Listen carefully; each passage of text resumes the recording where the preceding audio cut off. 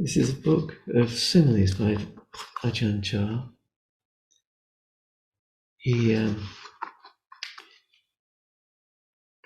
was as it says in the introduction, Venerable Ajahn Chah was a master at using the apt and unusual simile to explain points of Dhamma in a memorable way, and sometimes to answer questions, and sometimes to provoke them. So I was taking a look at this over lunch, and I decided to go to the monastery after lunch, and I said to Alice and my wife, well, would you like to take a look at this book and find a simile that would be maybe something I could talk about this evening? And so when I came back, I said to her, have you found one? She said, yes, here. It's called The Hearts of a Knife. So it goes like this. This knife placed here, it has the edge of its blade. It has the back of its blade, and it has its handle. All of its parts. When you lift it up, you can lift just the question is, can you lift just the edge of the blade? Can you pick up just the back of the blade? Or can you pick up just the handle?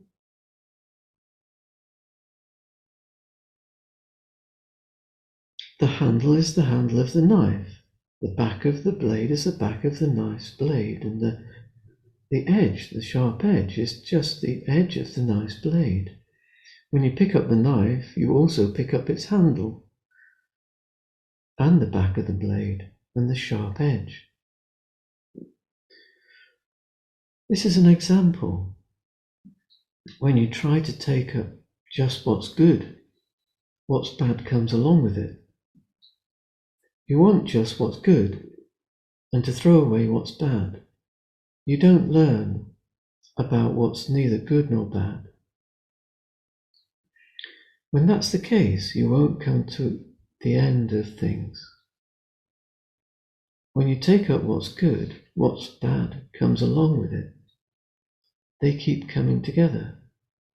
If you want pleasure, pain comes along with it. They're connected. And so, I didn't get the opportunity to ask my wife, why did she choose this?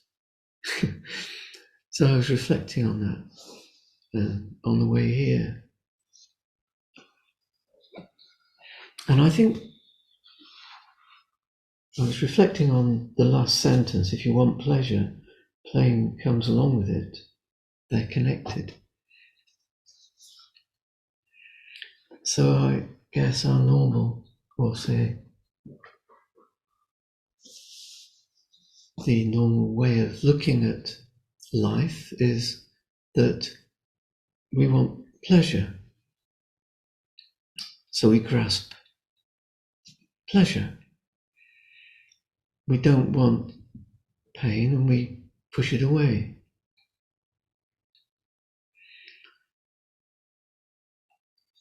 And so then we're disappointed. So because whatever's pleasurable can't last. We can grasp it and hold on to it for a while, but sooner or later it will come to an end, and we'll experience suffering to the extent that we attach to that pleasurable thing. So to the extent, however much we attach to it, that's the extent of the suffering we'll experience when it comes to an end.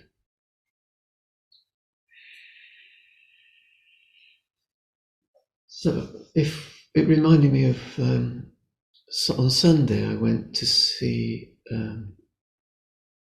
Hartford when my daughter was was playing.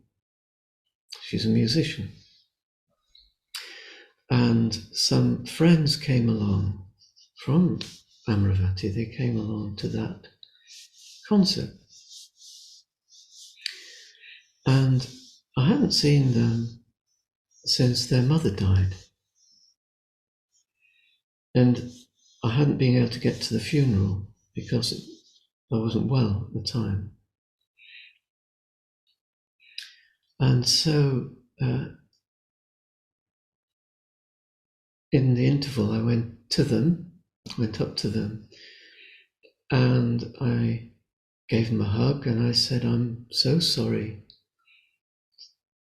that your mother died, and I was so sorry I couldn't get to the funeral." So that's interesting, that what came to me, the way I approached that, was to stop from the suffering right at the beginning, to go straight to the suffering, rather than start that conversation by talking about how did they enjoy the concert, or isn't it lovely to see you, but to go straight for the suffering. Because when there's suffering, that's like the elephant in the room, isn't it? We can skirt around it, and if we do that, if we avoid it, then it becomes harder and harder to bring it up. So if I'd have started that way, then it soon, that conversation, that thing that I felt I wanted to say, which was to talk about the loss of her bereavement, their bereavement, I would have found it harder and harder to talk about if I'd have left it. But by talking about it straight away at the beginning, it was as though I went straight for the suffering, accepting the suffering, the pain, the suffering, that sense of compassion arises. And that opportunity then to talk about that, to freely discuss it and get that, in a sense, resolved, then addressing the joy of being together, meeting them, and sharing in a happy and joyful occasion. Then that the happiness followed. So interesting that what we can do is to accept the suffering, or bring that to the fore in relationships. That can help to resolve that more easily than if we go straight for the happiness. It's interesting, I was talking to someone on Saturday that they came to our day retreat at Amaravati, and something they said was how they'd over Christmas they'd spent some time with their sisters, and they had very difficult relationships with them, but she was determined to resolve those differences. I got that same sense that she went straight to the core of the suffering, and she said, and then everything was fantastic. They had such a lovely time together, to the extent that they didn't want to part. Whereas previously, they'd always wanted to get away as soon as they could. They couldn't wait to get to the end of Christmas so they could get away. So it was another interesting example of how going straight for the suffering, and being willing to allow that to be resolved, then we can, it's as though the joy and happiness follows naturally on. But if we go straight for the trying to grasp happiness, then the suffering's the elephant in the room, and it becomes harder and harder to address.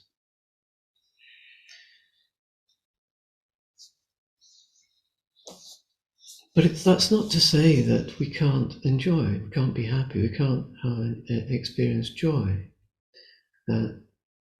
Far from it. It was a lovely that experience on Sunday with at the concert. It was a very joyful experience. There was so much joy, so much happiness. But I think it was, there was the suffering, the pain wasn't denied. It wasn't hidden from or pushed away.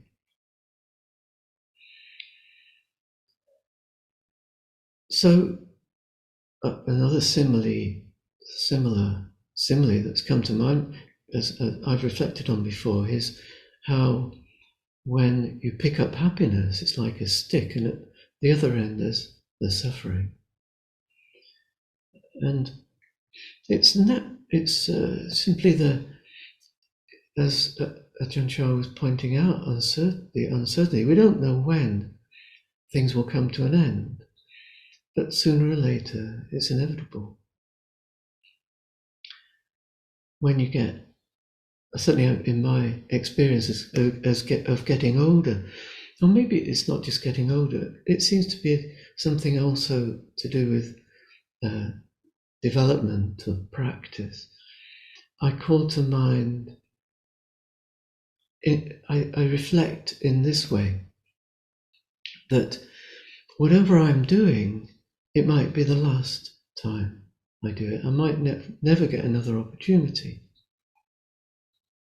Of course, when you get older, this becomes more likely to be true as the older we get, doesn't it? But like talking to you now, this might be the last opportunity. Who knows? So in that case, I need to say everything. I can't hold anything back. I shouldn't hold anything back. If there's if I were to think, oh, well, I'll say something up for another day, and maybe I should say that. Well, who knows whether there's going to be another day. So if it's worth saying, say it now. It's like when you meet people, that opportunity to meet them and to speak to them, take it fully and make the most of it. Say what needs to be said. Don't wait. Don't assume that you'll have another opportunity. If there's something that needs to be resolved, let it be resolved now. If the opportunity arises, don't miss it. Don't think that the opportunity will come another time.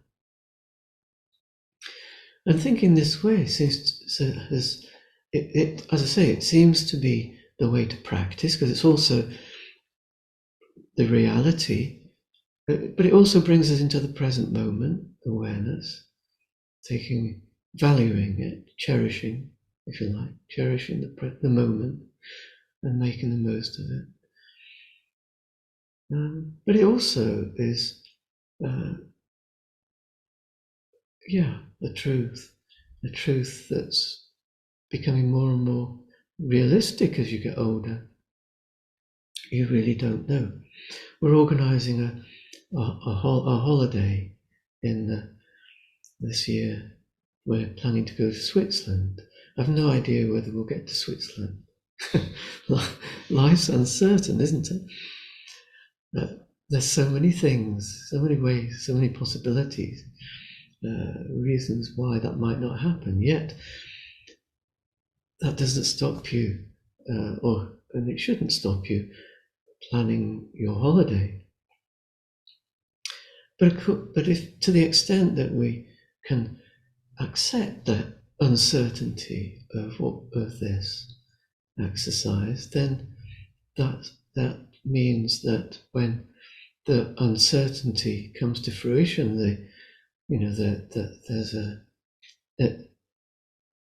some obstacle gets in the way, that prevents it happening, then it's like we can welcome it. I say, oh yeah, I knew that was possible, and look how it's manifest. That uncertainty manifests in this way. It was this that happened that meant I couldn't come, couldn't go to this event, couldn't go on this holiday, couldn't go to the funeral, couldn't do this, couldn't do that. Oh, it was this. This is what happened. That's interesting. I wondered how uncertainty might manifest, and here it is. So it's not something which we need to create suffering out of. Yeah, I've often talked to people who've been desperately disappointed about their holidays, not bearing fruit, not coming into following their either existing or happening, and then being disappointed by them, and that's suffering. But so we pick up the stick of happiness, but at the same time, at the other end, there's suffering. It's inevitable. We pick them both up. If we can't do otherwise, because as soon as you pick up happiness, it's opposite. It's inevitable that it will has the condition for it to cease, for it to come to an end.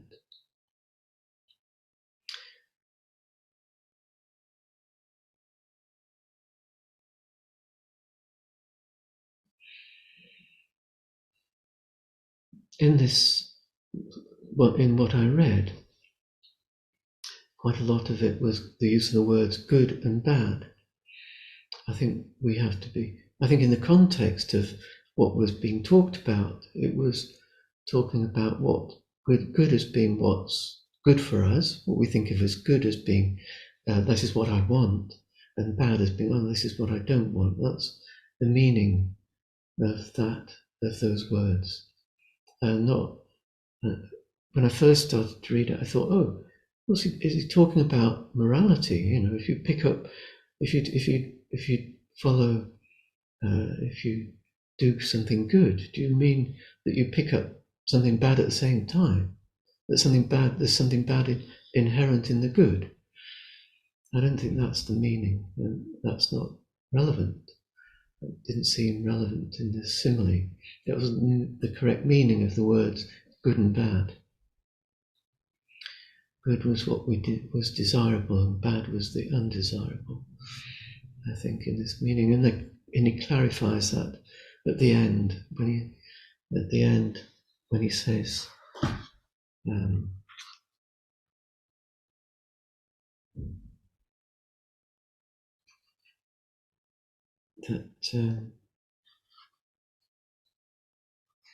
that if you want pleasure, pain comes along with it. So that's a very simple simile from Ajahn Chah. This book is a lovely collection of different similes on different themes, and this is actually one that I picked up at the monastery.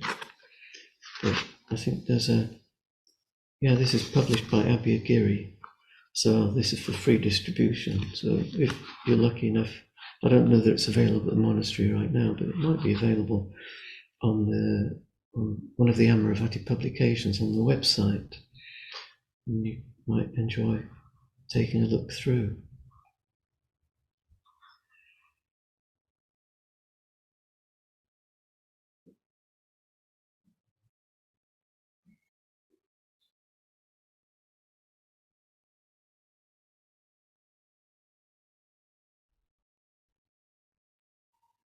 I'll read you one about an earthworm, not because I've actually read it, but because I like it.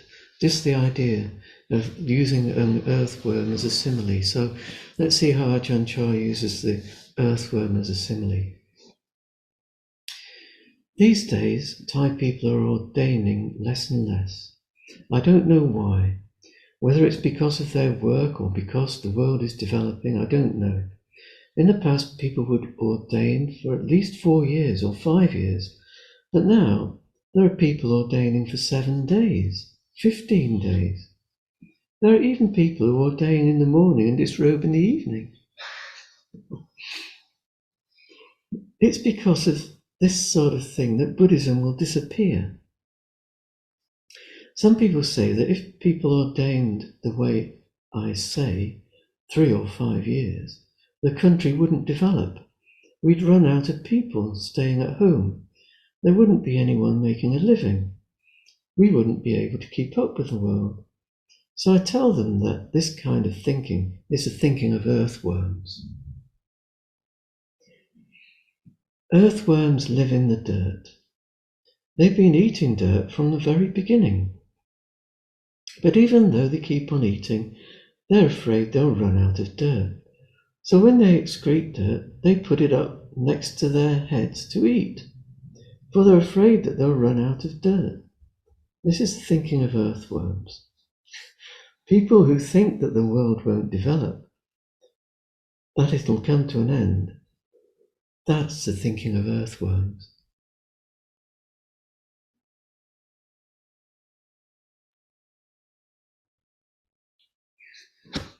It's a curious simile, I'm not quite sure.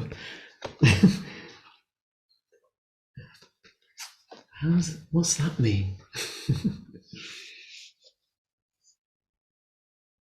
Anyway, it's something to reflect on, and I'll leave that open for discussion. If anyone wants to say anything, talk about anything, please do so. Please ask a question, unmute. I hope you can unmute.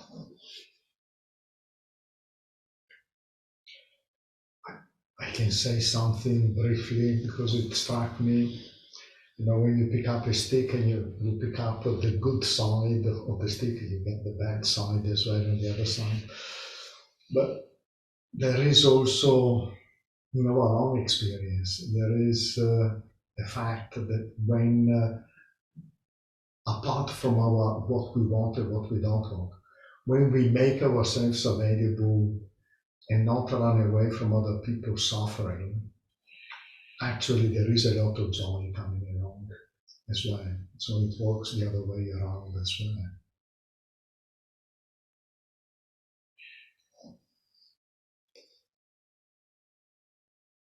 That's certainly true. That's what I experienced, a lot of joy, because you connect with people.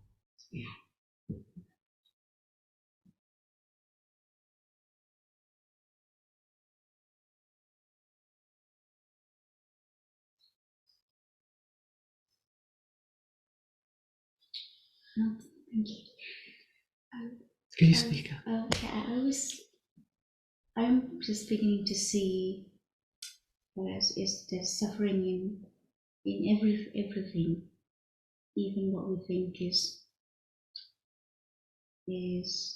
happiness.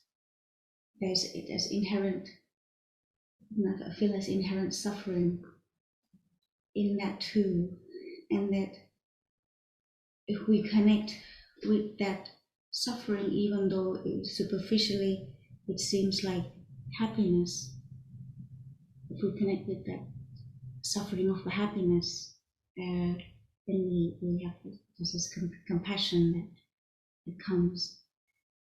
So although suppose we say, oh, we're having a really good time, we're really happy, actually underneath that there is suffering even in that happiness. Mm-hmm. So although we sometimes say, oh, someone's passed away, someone's died, or someone's going sick, and that is suffering, but actually the conventional joyful, happy moments is also suffering.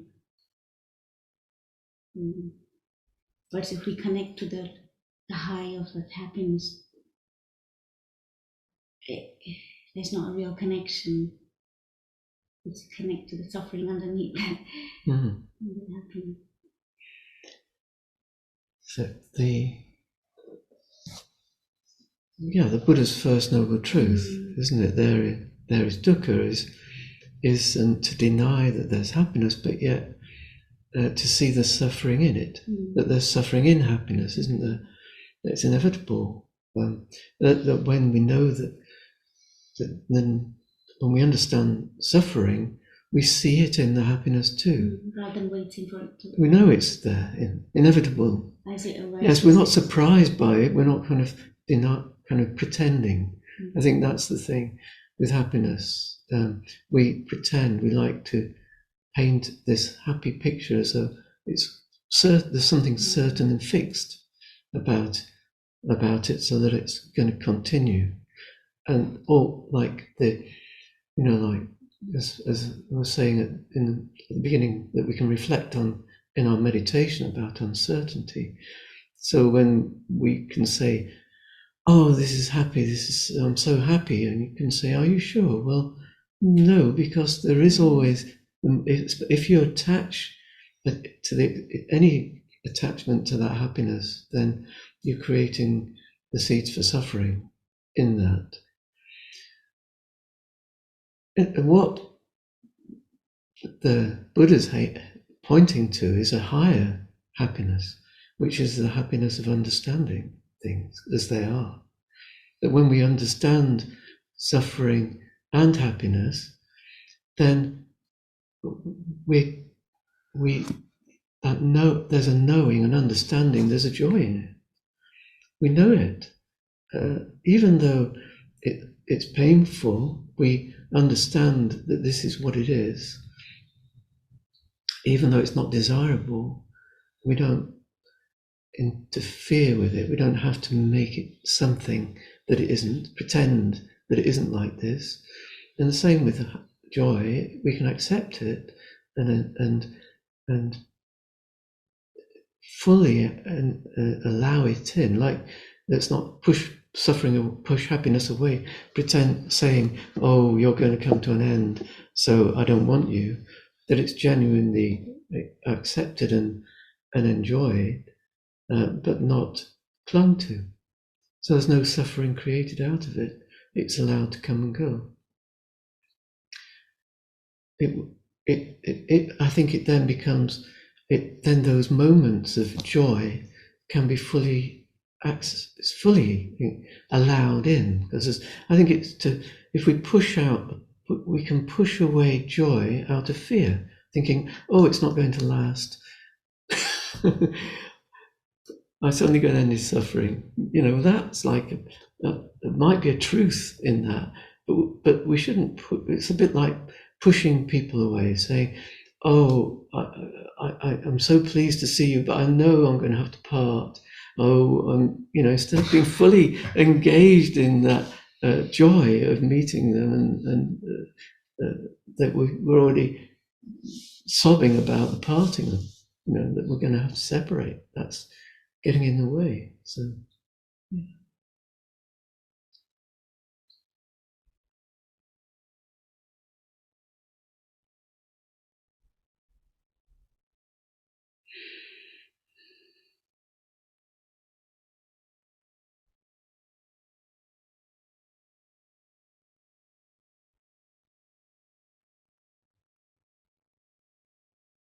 Oh, Mark, would you like to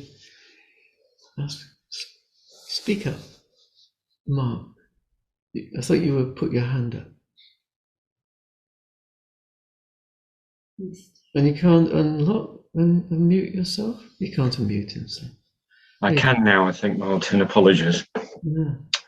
I wondered whether that works the other way as well then, Martin, that if we don't really explore our suffering and really feel it in as much depth as we possibly can, if we rush too quickly to a conclusion, "Oh, that's grief I'm experiencing," and then we move on and try and sort of intellectualize it, that we do that at our cost, really, in a way, in the same way that you were saying with happiness. Yes. That we move on too quickly. Exactly. If we do, because it's not been properly resolved, in a sense, is it? So we don't let it in completely. And it's the intellect can get in the way. Common enough for people to say, oh, I'm just making myself miserable, or to think that way, I shouldn't think that way. Not really letting it in. And it's a skill to learn, because opening up to our emotions is something that we can learn to do. It's amazing. It's a practice that you can develop in meditation to let it in, whatever it is. Because the mind's very good at pushing things away. And we'll say, it can be so spontaneous that we don't even realize we've done it. We've pushed it away before we've even let it into consciousness. That can be it's a defense mechanism, isn't it? So because we're running away from pain, and it can be so impulsive, so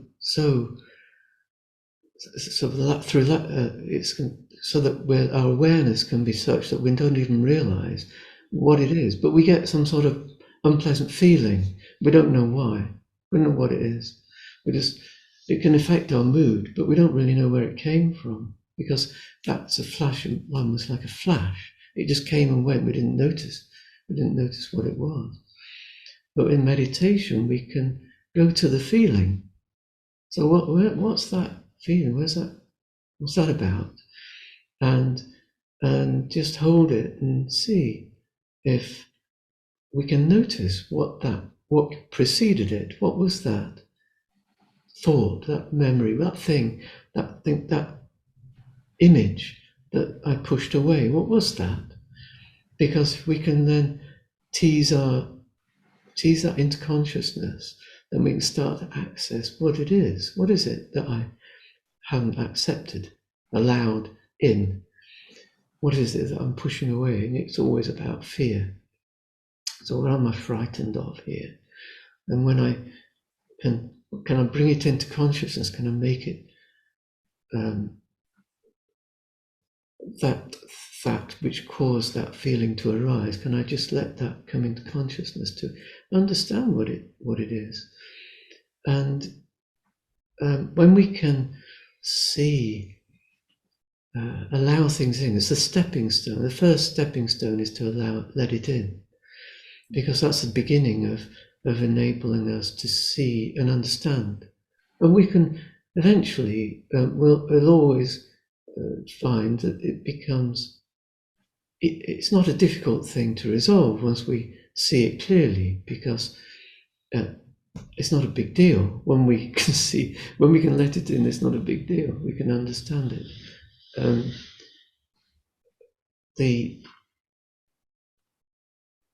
The most painful and difficult thing when we can let it in and see it clearly. I'm sure, I know it can be resolved. But the practice is working. It's a work in progress, isn't it? If we can start by letting things in that we can, and maybe if there are bigger things, start by letting in smaller things until we learn the skill. And then in time, we can let go of any kind of resistance to anything. And so that everything's welcome because we really welcome things in, because we can learn from them. So we realize this is this is what teaches us. So we can learn from. Well, this is what we have to learn from, because it's what we're frightened of, what we're pushing away is where our fears lie, and that's what we're resolving in our practice. We're letting go of fear, so that then that freedom from fear is when the mind is at ease. But as long as we're pushing things away, the mind can't be at ease. It's bound to be in a stressed state. But it's always worried about what's around the corner, because it might be something that I haven't dealt with yet, something that's unresolved, and it might happen again. So we're always on guard. So that's the way. That's stress.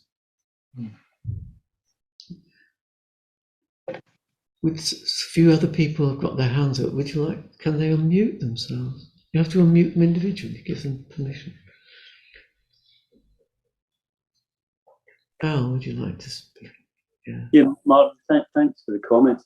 I was particularly struck by the comment that you made about Nietzsche, that impermanence is the same as uncertainty, because in all the time I've been learning, I'd never associated impermanence with uncertainty. And then the only thing that when I was in meditation thinking about it then took me to the fact that as a matter of scientific fact, that the world is built on quantum physics, which is all based on uncertainty.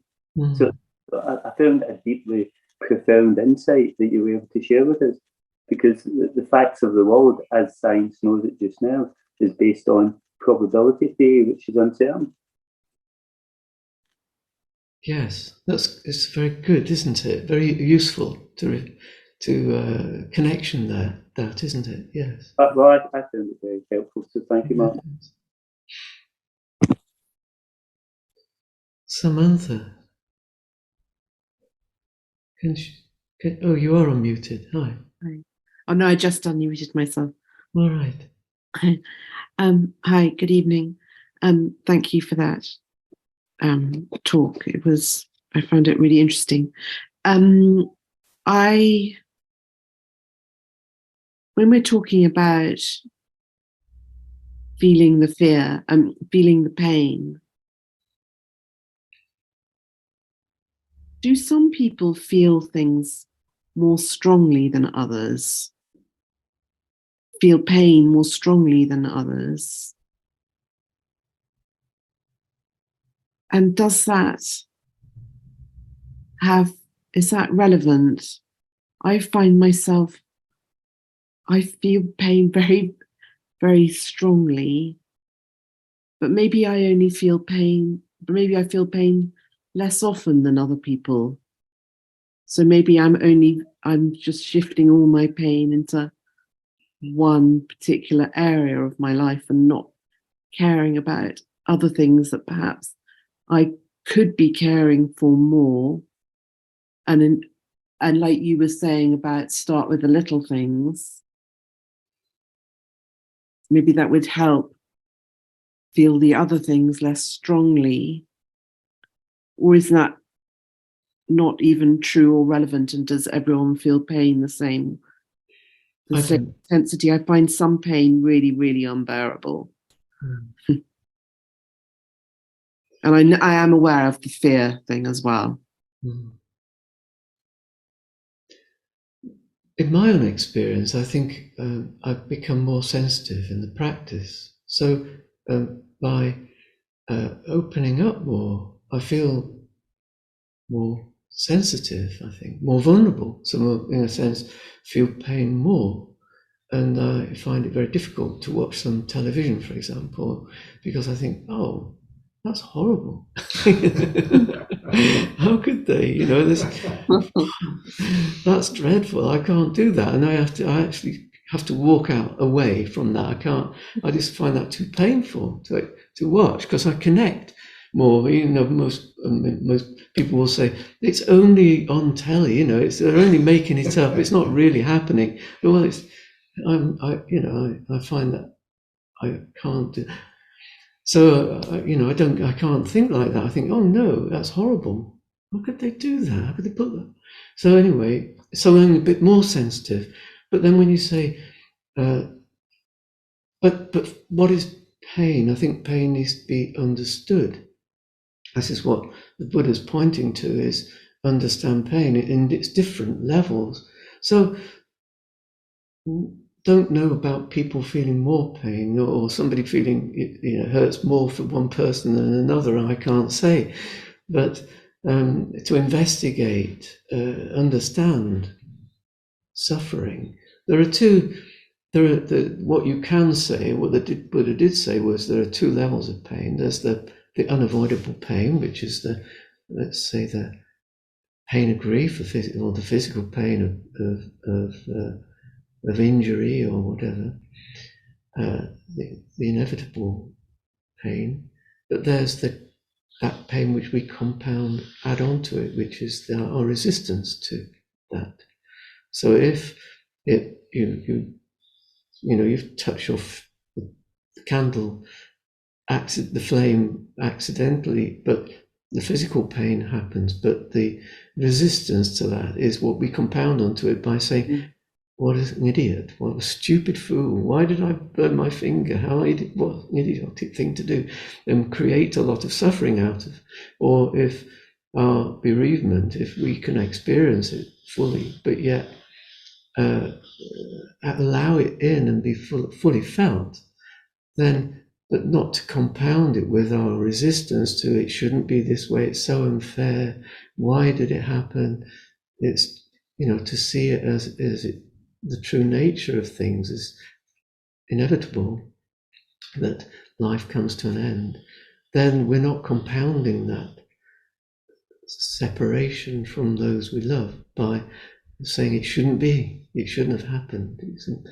And so we're understanding the nature of suffering and the nature and the inevitability of being separated from those we love and the suffering that comes with it. Whatever we attach to, then when we're separated from it, we'll suffer. So understanding that in the end brings suffering to an end. I think it's time to finish. Thank you very much for your questions, and thank you for coming along this evening. And we'll finish with the closing homage. I'm just going to share the screen. Thank you very much.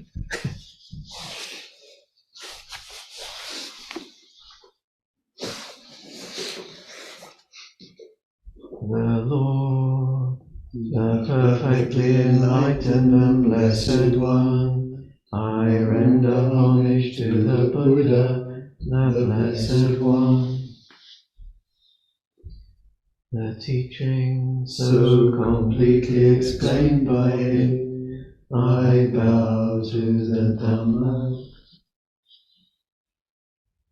The Blessed One's disciples who have practiced well, I bow to the Sangha.